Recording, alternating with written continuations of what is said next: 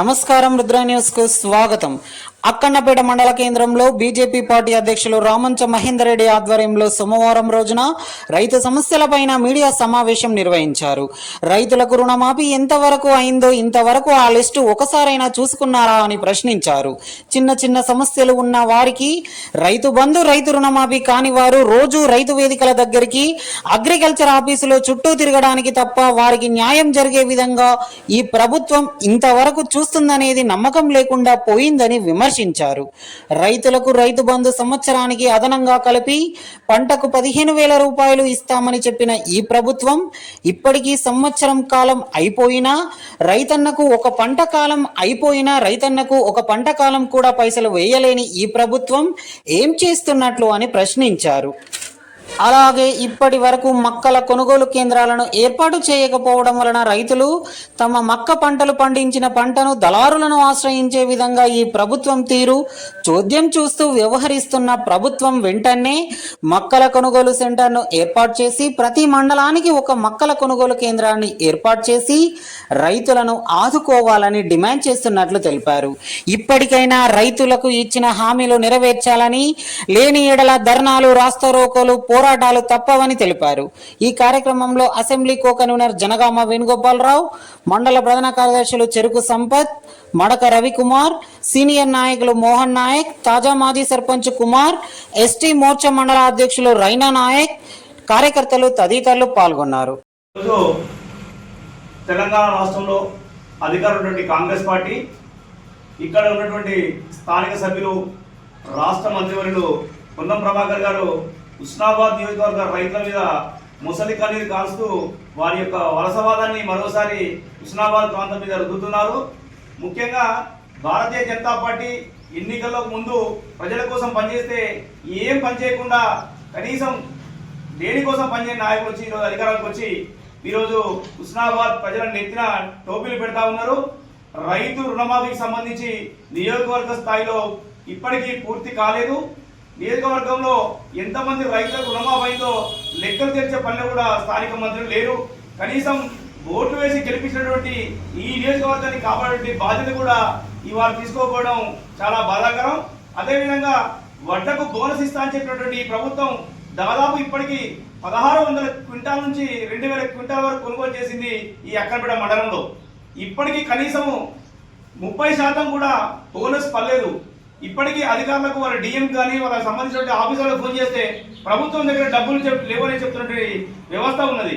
దీనిని వెంటనే మంత్రి గారు అధికారులతో మాట్లాడి మన అక్కనపేట హుస్నాబాద్ నియోజకవర్గం సంబంధించిన అందరి మీద కూడా రైతులకు సంబంధించిన సమస్యను వెంటనే పరిష్కరించాలని భారతీయ జనతా పార్టీ పక్షాన డిమాండ్ చేస్తా ఉన్నాం. అదేవిధంగా రైతు భరోసా, రైతు బంధు పేరుతో ఉన్నటువంటి కార్యక్రమాన్ని రైతు భరోసా పేరుతో చేసి 2,000 అదనంగా ఇస్తామని చెప్పి 2 పంటల పైసలు ఎగ్గొట్టినటువంటి వైనం ఇప్పుడు ఉంది. పేరుకు 3 ఎకరాల వరకు వేస్తున్నామని చెప్పారు. ఎకరం పడని వాళ్ళు కూడా చాలా మంది ఉన్నారు. ఇప్పటికీ వ్యవసాయ శాఖ అధికారులతో కనీసం సర్వే లేకుండా, అవగాహన లేకుండా రైతు భరోసాని ఎగ్గొట్టే ప్రయత్నం చేస్తా ఉన్నారు. మార్చి 31తో పూర్తి కావాల్సినటువంటి ఈ సంవత్సరానికి మార్చి 10వ తారీఖు వచ్చిన ఇప్పటికీ రైతు భరోసాకు సంబంధించినటువంటి నిధులు లేకపోవడం చాలా బాధాకరం.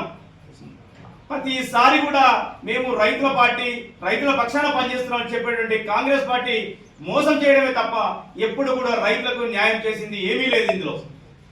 అదేవిధంగా వ్యవసాయ యాంత్రీకరణకు కేంద్ర ప్రభుత్వం ఇచ్చేటువంటి నిధులను కూడా వివిధ పథకాలకు వాడుకుంటూ వ్యవసాయ శాఖ యాంత్రీకరణ చేయాల్సినటువంటి బాధ్యత, పనిముట్లకు సబ్సిడీ చేయాల్సిన బాధ్యత కూడా ఉండాల్సి ఉంటే ఇప్పటికి కూడా ఆ యాంత్రీకరణకు కూడా సంబంధించినటువంటి డబ్బులు కూడా వీరే ఈ ప్రభుత్వమే వాడుకొని ఇప్పటికి కూడా వ్యవసాయ శాఖ సంబంధించిన యాంత్రీకరణ పనులు ఒక్కటి కూడా పూర్తి చేయకుండా మొత్తం రైతులను నట్టేటటువంటి ప్రభుత్వం ఈ కాంగ్రెస్ ప్రభుత్వం. అదేవిధంగా మక్కల కొనుగోలు కేంద్రాలను ఇప్పటికే పూర్తి ప్రారంభించాల్సింది పోయి మక్కల కేంద్రాలను కూడా ప్రారంభోత్సవం చేయలే. 4 రోజులైతే వరలు కోతకొస్తున్నాయి, పాత బోనసీలే. ఇప్పటికీ మక్కల కొనుగోలు కేంద్రాలు కూడా లేవు. ఈ ప్రభుత్వం ఏం చేస్తా ఉందని మేము భారతీయ జనతా పార్టీ పక్షాన డిమాండ్ చేస్తా ఉన్నాం. ముఖ్యంగా పత్తి పంట కొనుగోలులో జరిగిన సీసీ అవకతవకలపై స్థానిక మంత్రి ఉండి కూడా ఇంతవరకు ఏ మిల్లుపై యాక్షన్ తీసుకోకుండా, సీసీ అధికారులపై యాక్షన్ తీసుకోకుండా ఏమున్నా నామమాత్రంగా ఏవో సస్పెండ్ వేసి దోచుకున్న సొమ్ము దళాల నుంచి కక్కించే ప్రయత్నం చేయకపోవడం చాలా సిగ్గుచెడు. ఈ విషయంలో భారతీయ జనతా పార్టీ పక్షాన ఆందోళనకు సర్వం సిద్ధం చేసుకుంటా ఉన్నాం.